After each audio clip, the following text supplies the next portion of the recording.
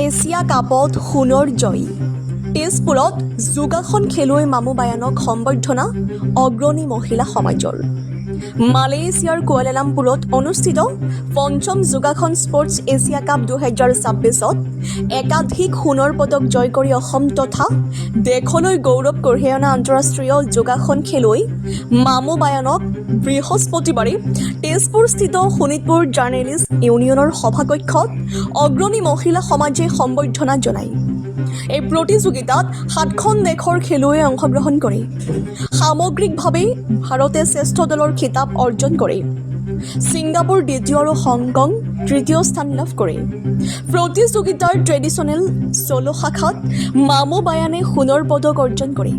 ইয়াৰ উপৰিও মামু বায়ান, মমিতা গগৈ, জগদীশ ভৰালী, মমি বৰঠাকুৰ আৰু ৰজি পেগুৰ সমন্বয়ে গঠিত আৰ্টিষ্টিক গ্ৰুপেও সোণৰ পদক লাভ কৰে।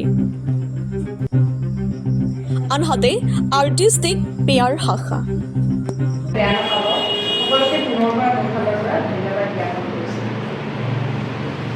মই এই প্ৰতিযোগিতাত যোৱাৰ প্ৰথমতেই নাম ল'ব লাগিব মোৰ গুৰু সমৰজ্যোতি বৰা ছাৰ আৰু মমিতা গগৈ।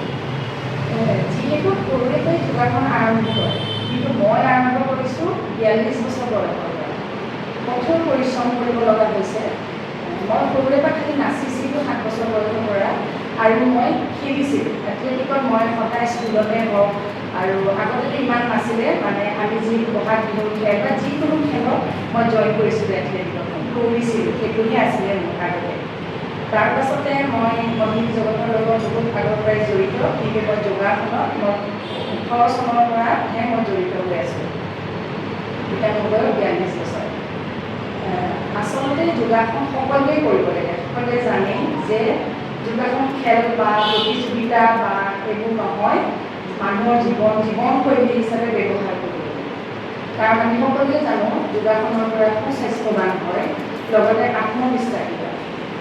মোৰ এতিয়া মই জানো মোৰ বহুত আত্মবিশ্বাস আছে, সেইকাৰণে চাগে এই বয়সত যিটো কৰিম বুলি ভাবিছোঁ। মোৰ সপোন আছিলে যে মই এছিয়া কাপ জিকিম, মই ইণ্টাৰনেশ্যনেল জিকিম। তো আজি মোক সেইকাৰণে ভগৱানে বা আপোনালোকৰ মৰমৰ কাৰণে কিমান দূৰ আগুৱাই যাব পাৰিছোঁ।